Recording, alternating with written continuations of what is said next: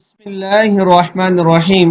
अस्सलामुअलैकुम स्टूडेंट्स, आज के लेक्चर में हम एक्सरसाइज 1.3 के क्वेश्चन को सॉल्व करेंगे। और इसका फर्स्ट क्वेश्चन हमारे पास क्या है, हमें प्रॉब्लम गिवन है the sum of three consecutive integer. हमने क्या करना है, अगर इसका फर्स्ट पार्ट देखें स्टेटमेंट का, सम करना है किसका, थ्री कंसेक्टिव इंटीजर का। अब हमें नहीं पता वो हमारे पास कंसेक्टिव इंटीजर क्या है, तो इसका मतलब सबसे पहले हमें वो तीन कंसेक्टिव इंटीजर को लेट करना पड़ेगा। अब कंसेक्टिव इंटीजर हमारे पास स्टूडेंट्स क्या होते हैं, अगर मैं आपको एक एग्जांपल के थ्रू इसको थोड़ा सा बताऊं।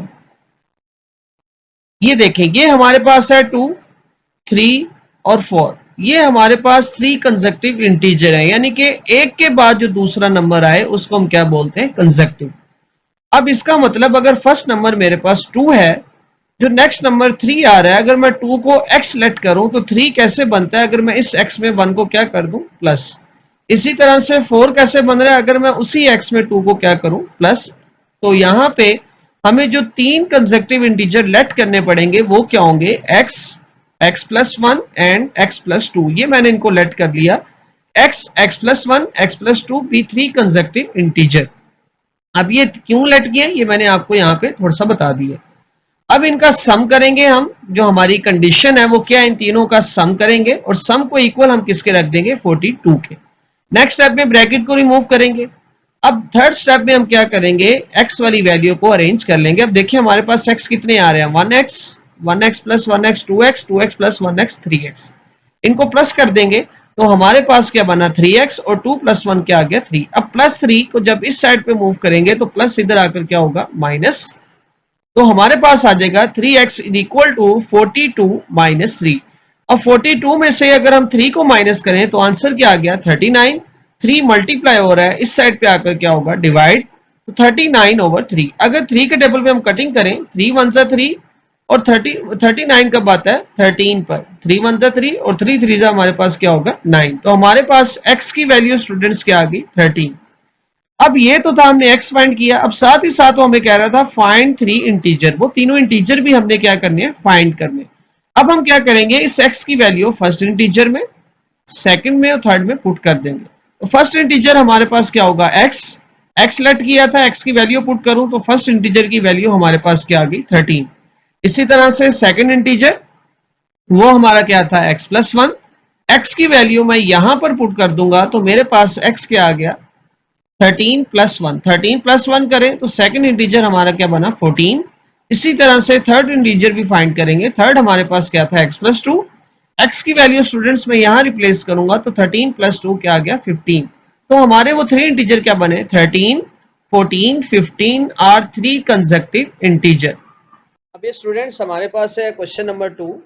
The diagram show right angle triangle ABC. ये हमारे पास एक राइट एंगल ट्राइंगल है ABC, which the length of A C. अब हमें क्या है, इसकी लेंथ गिवन है ए सी, ये हमारा गिवन है।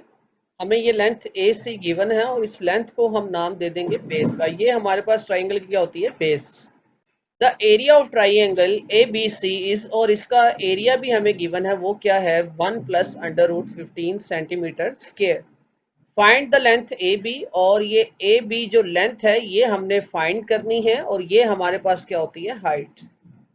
यानी कि बेस हमारे पास गिवन है और हाइट हमने फाइंड करनी है। Find length in form A under root 3 plus B under root 5 centimetre, where A and B are integer. यानी कि हमने जो आंसर फाइंड करना है वो इस फॉर्म में होना चाहिए। अब सबसे पहले जो हमें गिवन था वो हम लिख लेते हैं। गिवन हमें क्या था, मैयर ए सी हमें बेस गिवन थी, वो क्या थी, under root 3 plus under root 5, वो हमने यहाँ से लिख लिया। तो एरिया ऑफ ट्राइंगल हमारे पास कितना है, 1 plus under root 15 centimetre square. और फाइंड हमने क्या करना है, फाइंड हमने करना है ए बी, ये हाइट हमने जो है वो फाइंड करनी है। अगर आपको याद हो, एरिया ऑफ ट्राइंगल का फॉर्मूला हमारे पास क्या होता है, area of triangle 1/2 base multiply by height. अब ये जो ए सी हमारे पास है स्टूडेंट्स, ये हमारी बेस है, और ये जो हमारे पास ए बी है ये हाइट है, और ये हाइट हमने फाइंड करनी है। अब यहाँ पर हम बेस की जगह पर लिख देंगे मैयर ए सी। ये देखेंगे हमने एरिया ऑफ ट्राइंगल, बेस हमारी क्या थी, मैयर ए सी, मल्टीप्लाई हाइट को हमारे पास क्या है, ए बी। अब यहाँ पर हम मैयर ए सी की वैल्यू जो हमें गिवन है वो पुट कर देंगे। और एरिया ऑफ ट्राइंगल की वैल्यू को यहाँ पे पुट करेंगे।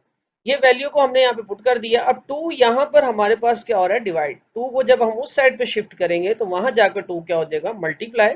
तो ये हमारे पास बन जाएगा 2 into 1 plus under root 15 equal to 3 plus under root 5।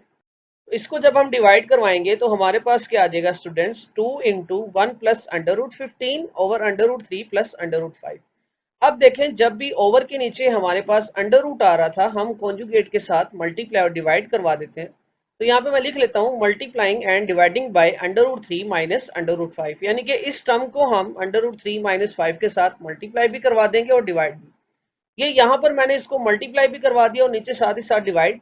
अब ऊपर वाली वैल्यू को हम ब्रैकेट की फॉर्म में ऊपर लिख लेंगे और नीचे वाली को ब्रैकेट की फॉर्म में हम नीचे मल्टीप्लाई करवा देंगे। तो नेक्स्ट स्टेप में ये देखें, हमने इसको लिख लिया। अब ऊपर मल्टीप्लाई करवाएंगे और नीचे आपको याद है सेम वैल्यू प्लस में हो सेम माइनस में हो तो हमारा फॉर्मूला बनता है ए स्क्वायर माइनस बी स्क्वायर। और ये हमने इसका फॉर्मूला बना लिया ए स्क्वायर माइनस बी स्क्वायर। अब ये 1 को हमने क्या किया, मल्टीप्लाई करवा रहे हैं। पहले इस 1 को हम इस ब्रैकेट के साथ मल्टीप्लाई करवा देंगे, ये वाली के साथ, और फिर अंडर रूट 15 को हम इस ब्रैकेट, लास्ट स्टेप को मैं नेक्स्ट स्लाइड पे एज इट इज लिख लेता हूँ। अब ये हम मल्टीप्लाई करवाएंगे। अब ये देखें, ये जो स्क्वायर है स्क्वायर रूट से क्या हो जाएगा, कैंसिल। इसी तरह से ये स्क्वायर स्क्वायर रूट से क्या होगा, कैंसिल। अब 1 को जब हम इस ब्रैकेट के साथ मल्टीप्लाई करवाएंगे तो हमारे पास ये एज इट इज आ जाएगा, 1 मल्टीप्लाई बाय अंडर रूट 3, तो अंडर रूट 3 आ जाएगा। और 1 को जब अंडर रूट 5 के साथ मल्टीप्लाई करवाएंगे तो हमारे पास अंडर रूट 5 आ जाएगा। अब ये 15 को हमने मल्टीप्लाई करवाना है 3 के साथ, तो दोनों का अंडर रूट है। हम क्या करेंगे, एक ही अंडर रूट में 15 और 3 को आपस में मल्टीप्लाई करवा देंगे। और सेम एज इट इज हम नेक्स्ट करेंगे, जब 15 को 5 के साथ मल्टीप्लाई करवाएंगे तो हमने एक ही अंडर रूट में इनको मल्टीप्लाई करवा दिया। अब नेक्स्ट स्टेप में 3 माइनस 5, इसमें से माइनस करेंगे तो हमारे पास आ जाएगा 2।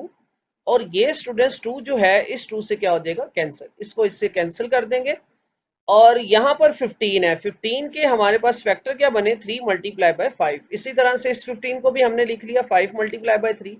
यहाँ पर मैंने 3 मल्टीप्लाई बाय 5 किया है क्योंकि 3 पहले है। यहाँ पर मैंने 5 मल्टीप्लाई बाय 3 क्योंकि 5 पहले। अब ये 3 का क्या बन जाएगा, स्क्वायर। और यहाँ पर हम इस 5 का क्या कर देंगे, स्क्वायर। तो इसको स्क्वायर की फॉर्म में लिख लेंगे। और ये जो नीचे माइनस आ रहा था इसको हमने ऊपर शिफ्ट किया। अब हमने ये देखे 3 मल्टीप्लाई बाय 3 था, 3 स्क्वायर कर दिया, 5 मल्टीप्लाई बाय 5, 5 स्क्वायर, क्योंकि हम इसको सिंप्लीफाई कर रहे हैं। तो अब नेक्स्ट स्टेप में हम स्क्वायर को अलग कर देंगे। देखिए हमने 3 स्क्वायर का अंडर रूट सेपरेट कर दिया और 5 के साथ अंडर रूट को सेपरेट किया। इसी तरह से यहाँ पे भी हमने अंडर रूट को सेपरेट किया। क्यों, क्योंकि ये जो स्क्वायर रूट है ये इस अंडर रूट से स्क्वायर रूट से कट होगा और इसी तरह से ये स्क्वायर को हम स्क्वायर रूट से क्या कर देंगे, कैंसिल। तो हमारे पास क्या बना, under root 3 minus under root 5, 3 into under root 5, 3 क्योंकि मल्टीप्लाई हो रहा है। इसी तरह 5 अंडर रूट 3 के साथ मल्टीप्लाई हो रहा है।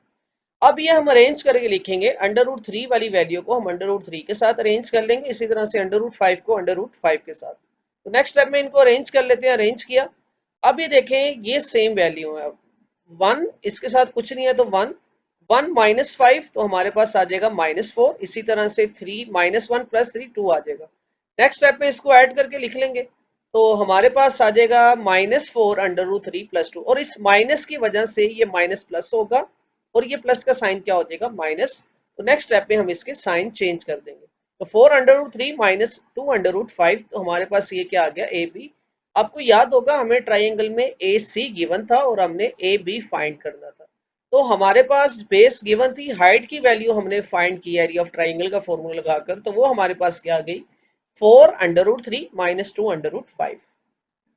नेक्स्ट हमारे पास है क्वेश्चन नंबर 3। रेक्टेंगल है साइड ऑफ लेंथ, हमें रेक्टेंगल की क्या है, लेंथ गिवन है, and 5 minus 4 under root 2 metre. ये हमें लेंथ गिवन है और ये हमारे पास रेक्टेंगल की क्या है, विड्थ।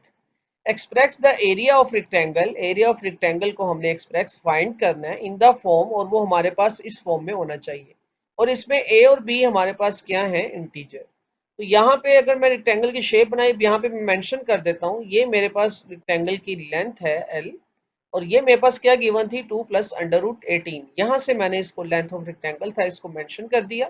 और विड्थ हमारे पास क्या गिवन थी, ये विड्थ है हमारे पास रेक्टेंगल की, और ये हमारे पास क्या है, 5 माइनस 4 ओवर अंडर रूट 2। तो गिवन जो हमें गिवन था पहले हम वो लिख लेते हैं। गिवन हमें लेंथ ऑफ रेक्टेंगल गिवन थी 2 प्लस अंडर रूट 18, और विड्थ ऑफ रेक्टेंगल ये भी हमें गिवन थी 5 माइनस 4 अंडर रूट 2। अब मैं पहले इसको ओवर के नीचे अंडर रूट आ रहा है तो मैं पहले इसको सिंप्लीफाई कर लूंगा। तो 4 को हम लिख सकते हैं 2 मल्टीप्लाई बाय 2। मैंने क्या किया, 4 को मैंने मल्टीप्लाई की फॉर्म में लिख लिया 2 मल्टीप्लाई बाय 2। अब मैं इस पोर्शन को सेपरेट कर लूंगा और ये 2 को साथ क्या करवा दूंगा, मल्टीप्लाई।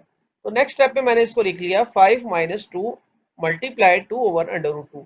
यहाँ पर हमारे पास स्टूडेंट्स एक रिजल्ट है, अगर सेम वैल्यू हमारे पास ऊपर हो और नीचे सेम वैल्यू का अंडर रूट हो तो हम उसको लिख सकते हैं अंडर रूट ऑफ ए। तो इस रिजल्ट के अकॉर्डिंग मैंने इस 2 ओवर अंडर रूट 2 को क्या लिख लिया, अंडर रूट 2। तो मैंने यहीं पर इसको सिंप्लीफाई कर लिया। तो ये विड्थ ऑफ रेक्टेंगल हमारे पास आफ्टर सिंप्लीफिकेशन क्या आ गई, 5 माइनस 2 अंडर रूट 2। अब एरिया ऑफ रेक्टेंगल हमारे पास क्या होता है, लेंथ मल्टीप्लाई बाय विड्थ। तो मैं लेंथ और विड्थ को आपस में मल्टीप्लाई करवा दूंगा तो वो जो एरिया ऑफ ट्राइंगल उसने हमें कहा था फाइंड करने को, तो वो इस फॉर्मूले से हम फाइंड कर लेंगे। तो ये मैंने इसको 2 को पहले ब्रैकेट के साथ मल्टीप्लाई किया, फिर 18 को। अब 2 5 जा हमारे पास क्या होता है 10, इसको नेक्स्ट स्टेप में मल्टीप्लाई करवा देंगे। 2 5 जा 10 और 2 2 जा 4 अंडर रूट 2। इसी तरह से 18 मल्टीप्लाई होगा 5 के साथ तो 5 अंडर रूट 18, और 18 को हम इस ब्रैकेट के साथ अंडर रूट के साथ जब मल्टीप्लाई करवाएंगे तो 18 2 जा 36 और 2 एज इट इज। अब ये 18 और 36 हम इसके क्या करेंगे, फैक्टर बना लेंगे। तो ये हमारे पास क्या बन रहे हैं, 18 हमें पता है 9 मल्टीप्लाई बाय 2 होता है और 36 किसका स्क्वायर होता है, यहाँ पर हमारे पास 36 जो है उसका 6 का स्क्वायर होता है। और ये स्क्वायर से स्क्वायर रूट स्टूडेंट्स क्या हो जाएगा, कैंसिल। तो हमारे पास क्या बचेगा 6। अब 9 अंडर रूट होता है 3 का स्क्वायर होता है 9, तो हम इसको लिख लेंगे। तो नेक्स्ट स्टेप में देखिए हमने इसको लिख लिया 9 को 3 स्क्वायर, और ये स्क्वायर से स्क्वायर रूट क्या हो गया, कैंसिल। और 2 को 6 के साथ हमने मल्टीप्लाई करवा दिया। तो एरिया ऑफ रेक्टेंगल को जब आगे सिंप्लीफाई करेंगे, ये कांस्टेंट वैल्यू आ रही थी, ये भी कांस्टेंट वैल्यू है जिसका अंडर रूट नहीं है, हमने इनको अरेंज करके लिखा। और इसी तरह से 5 मल्टीप्लाई बाय 3 और 4 इसको हमने अरेंज कर लिया। अब 5 3 हमारे पास क्या होता है 15, और 10 में से 12 माइनस करें तो हमारे पास आ जाएगा -2, और 5 3 15। अब 15 प्लस का और 4 माइनस का, तो 15 में से 4 माइनस करेंगे तो हमारे पास एरिया ऑफ रेक्टेंगल आ जाएगा -2 प्लस 11 अंडर रूट 2। तो ये हमारे पास स्टूडेंट्स आ जाएगा area of rectangle. Next students हमारे पास है क्वेश्चन नंबर 4। कह रहा है फाइंड टू नंबर हमने फाइंड करने हैं हु सम इज 68, जिनका सम 68 है, एंड डिफरेंस इज 22, और उनका डिफरेंस क्या है, यानी कि उन दोनों को माइनस करें तो आंसर क्या आएगा 22। तो अब हमें वो दो नंबर का नहीं पता, तो हम लेट कर लेंगे, let first number equal to x, and second number को हमने क्या लेट कर लिया y। अब अकॉर्डिंग टू कंडीशन हमारे पास क्या है, उन दो नंबर का जो सम है, मींस कि हम इन दोनों नंबर को कर देंगे प्लस, और इक्वल किसके आ जाएगा, ये 68 के, एंड डिफरेंस इज 22, और इन दोनों को माइनस करें तो वो किसके इक्वल आएगा 22 के। ये हमारे पास बन जाएगी इक्वेशन नंबर 2। अब देखें आप, इक्वेशन 1 2 बन गई, और यहां से हमने जो फाइंड करने हैं, दो नंबर फाइंड करने हैं, मींस कि हमने x की वैल्यू और y की वैल्यू फाइंड करनी है। अब अगर आप गौर करें, इस y के साथ साइन जो है वो ऑपोजिट आ रहे हैं। अगर हम क्या करें, इक्वेशन नंबर 1 और 2 को ऐड कर दें तो प्लस y माइनस y से कैंसिल हो जाएगा। तो हमने क्या किया, एडिंग इक्वेशन 1 एंड 2, इक्वेशन 1 और 2 को ऐड किया, तो लेफ्ट साइड को लेफ्ट के साथ ऐड कर दिया और राइट को राइट के साथ। नेक्स्ट स्टेप में ब्रैकेट को ओपन करेंगे, 68 प्लस 22, ये हमारे पास क्या बना 90, और ये माइनस वाई प्लस वाई से क्या हो गया, कैंसिल। अब x प्लस एक्स करें तो 2x, ये हमारे पास आ गया 2x इज इक्वल टू 90। अब टू स्टूडेंट्स हमारे पास यहाँ पे मल्टीप्लाई हो रहा है, 90 के नीचे जाके क्या होगा, डिवाइड। तो ये हमारे पास आ गया x is equal to 90 over 2। अब 2 की 90 से अगर कटिंग करें, 2 1 जा 2 और 2 4 जा 8, और 1 कैरी यहाँ पे जाएगा तो 2 5 जा 10। तो हमारे पास x की वैल्यू क्या आ गई 45। अब ये x की वैल्यू आप इक्वेशन नंबर 1 में या फिर इक्वेशन 2 में किसी में भी पुट करके यहाँ से y की वैल्यू फाइंड करेंगे। अब इक्वेशन नंबर 1 में हम पुट कर देते हैं, put x is equal to 45 in equation number 1। तो 1 में हमने x की जगह पे 45 लिखा, प्लस 45 इधर आकर हमारे पास क्या होगा, माइनस। तो y is equal to 68 minus 45, तो y की वैल्यू स्टूडेंट्स क्या आ गई 23। वो जो दो नंबर हमने फाइंड करने थे, फर्स्ट नंबर हमारे पास x आ गया 45 और सेकंड नंबर y क्या आ गया 23। नेक्स्ट स्टूडेंट हमारे पास है question number 5। The weather in Lahore was unusually warm during the summer of 2024। The TV news reported temperature as high as 48 degree Celsius. अब क्या है, जो लाहौर का वेदर था 2024 में वो गर्म था, और टीवी न्यूज़ ने जो रिपोर्ट किया टेम्परेचर वो कितना था, 48 degree Celsius. By using the formula of Fahrenheit, Fahrenheit का हमें ये फॉर्मूला गिवन है। Find the temperature as Fahrenheit scale. Means के हमें स्टूडेंट्स इस क्वेश्चन में गिवन क्या है, गिवन हमें टेम्परेचर है इन सेल्सियस में 48 डिग्री सेल्सियस, और फाइंड हमने किसमें इसको कन्वर्ट किसमें करना है, फ़ारेनहाइट में, साथ ही हमें फॉर्मूला भी गिवन है। अब हम क्या करेंगे, इस फॉर्मूले में वैल्यू पुट कर देंगे सेल्सियस की। सी की जगह पर हम सी की वैल्यू पुट करेंगे, वो हमारे पास क्या है 48, 9 48 के साथ मल्टीप्लाई हो रहा है। नेक्स्ट स्टेप में हमने 9 को मल्टीप्लाई करवा दिया 48 के साथ। अब 9 मल्टीप्लाई बाय 48 करें तो हमारे पास आ जाएगा 432। अब 432 को हम 5 के साथ डिवाइड करवा देंगे तो ये हमारे पास आ जाएगा 86.4। अब 86.4 में हम 32 को प्लस कर लेंगे तो हमारे पास जो फ़ारेनहाइट में जो इसका आंसर आ गया वो आ गया 118.4। ये हमारे पास इसका आंसर आ गया। तो बहुत इजी क्वेश्चन था, हमें सेल्सियस में टेम्परेचर गिवन था और फ़ारेनहाइट का फॉर्मूला भी गिवन था, हमने उसमें वैल्यू पुट की सेल्सियस की और फ़ारेनहाइट में हमारे पास ये इसका आंसर आ गया। नेक्स्ट स्टूडेंट्स हमारे पास है question number 6। The sum of the age of father and son is 72। यानी कि हमारे पास क्या ये कंडीशन है गिवन है कि सम करें किसका, फादर और सन की एज, तो वो किसके इक्वल है, 72 ईयर 6 ईयर अगो। तो सबसे पहले अगर हम इसको देखें तो इसके अकॉर्डिंग हमारे पास क्या करेंगे, लेट करना पड़ेगा। अब हमें सन की एज भी नहीं पता, फादर की भी नहीं, तो हम क्या करेंगे, सन की एज को लेट कर लेंगे एक्स, और इसी तरह फिर फादर की एज है, फादर की एज को स्टूडेंट सबने क्या लेट किया, Y. Let the age of son X और let the age of father equal to Y. अब देखें जो फर्स्ट कंडीशन है उसके मुताबिक सम करें एज किसकी, फादर और सन, यानी कि फादर और सन की एज का जो सम है वो 72 है।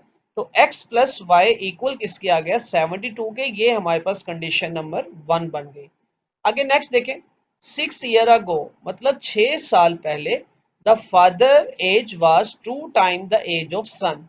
मीन्स के 6 साल पहले की बात है, तो हम क्या करेंगे, हम यहाँ पे 6 ईयर अगो सन की एज थी x और 6 साल पीछे जा रहे हैं तो इसमें से भी x में से भी 6 को माइनस कर देंगे, और फादर की एज y है और इस y में से भी हम फादर की एज y को क्या कर देंगे, 6 में से माइनस। तो y में से हमने 6 को माइनस कर दिया।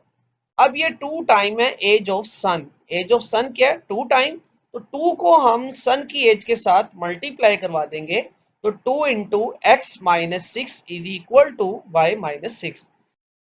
अब हम 2 को ब्रैकेट के साथ मल्टीप्लाई करवाएंगे तो 2x के साथ मल्टीप्लाई होगा तो हमारे पास आ जाएगा 2x, और 2 को जब 6 के साथ मल्टीप्लाई करवाएंगे तो हमारे पास आ जाएगा 12, और y minus 6 as it is.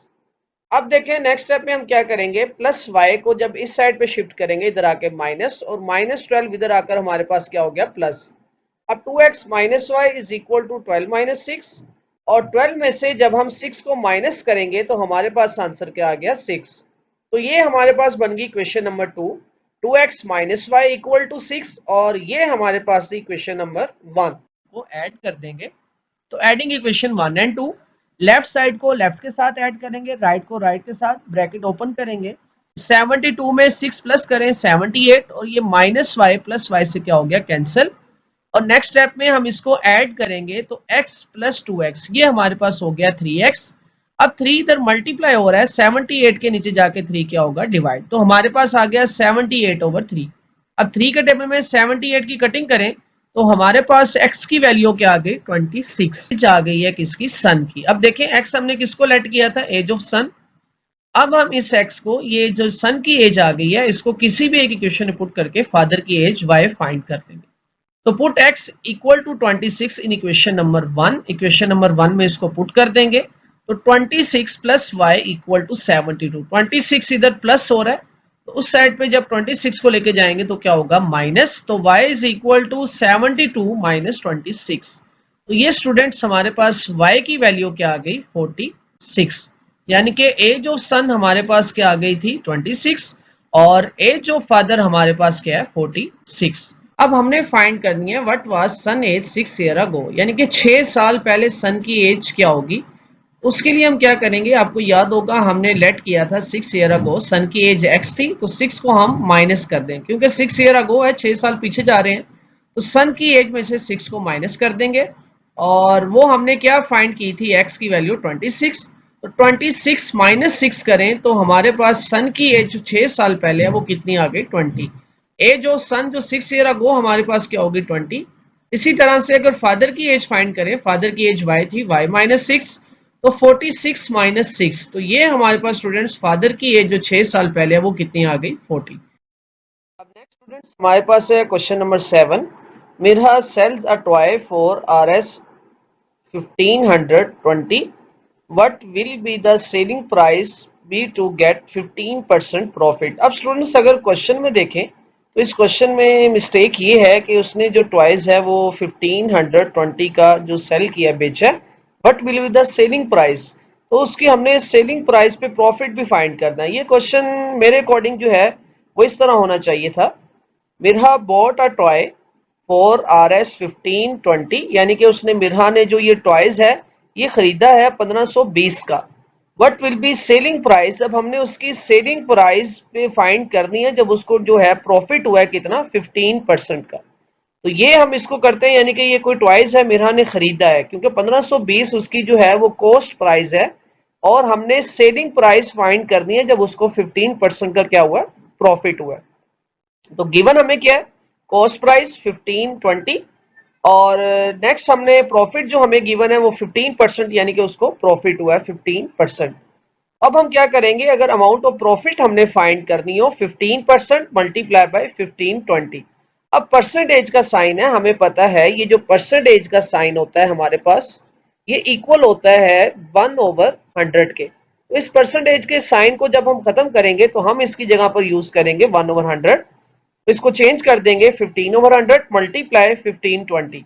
अब नेक्स्ट स्टेप में 15/100 मल्टीप्लाई 1520 अमाउंट ऑफ प्रॉफिट। अब इसको जब हम मल्टीप्लाई डिवाइड करवाएंगे 15 को 100 के साथ तो ये आ गया 0.15। अब 0.15 को हम मल्टीप्लाई करवा देंगे 1520 के साथ, तो हमारे पास जो अमाउंट ऑफ प्रॉफिट आ गई, यानी कि जो उसको 15% प्रॉफिट हुआ है वो कितने, 228।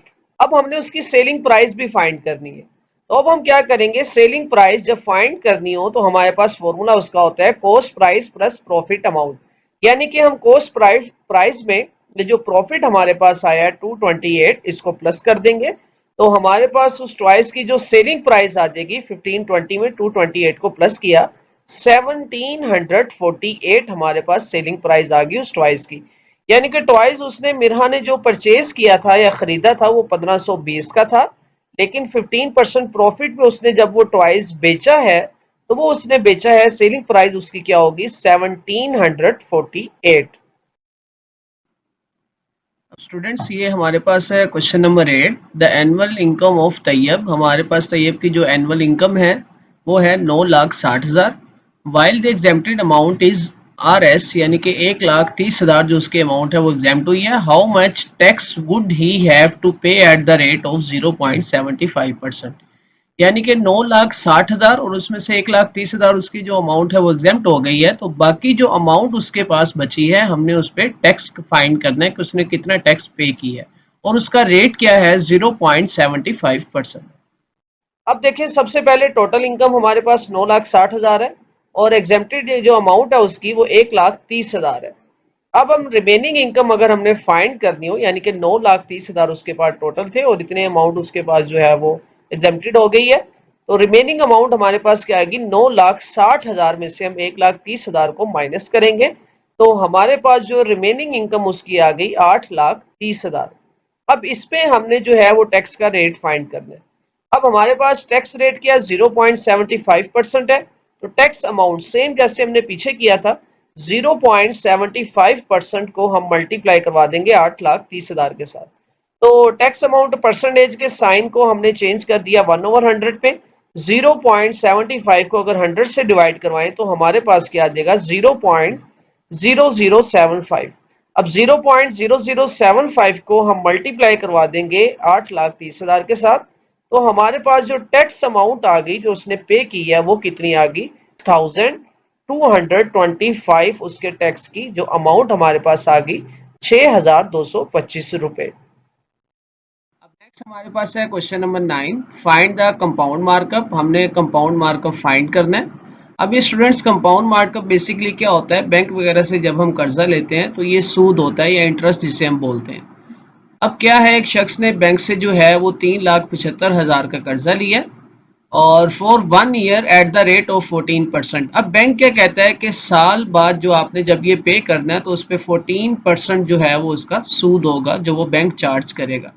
अब हमने कंपाउंड मार्कअप फाइंड करना है कि वो जो साल बाद जब वापस करेगा तो वो कितनी अमाउंट जो है वो एक्स्ट्रा पे करेगा। कंपाउंड मार्कअप का अब हम जो है वो डाटा गिवन जो है वो लिख लेंगे। गिवन हमें प्राइस अमाउंट है वो कितनी है, 3,75,000 पी। और नेक्स्ट हमें जो गिवन है rate of compound markup are जो हमारे पास है वो 14% है। और टाइम कितना हमारे पास, 1 ईयर का। तो इसका जो फॉर्मूला होता है कंपाउंड मार्कअप फाइंड करने का, वो P multiply by R multiply by T, यानी कि price amount multiply rate of compound markup और मल्टीप्लाई टाइम पीरियड। अब इनकी वैल्यू पुट करेंगे। प्राइस अमाउंट हमारे पास 3,75,000 है और रेट जो है वो उसका 14%। टी हमारे पास क्या है, 1 ईयर।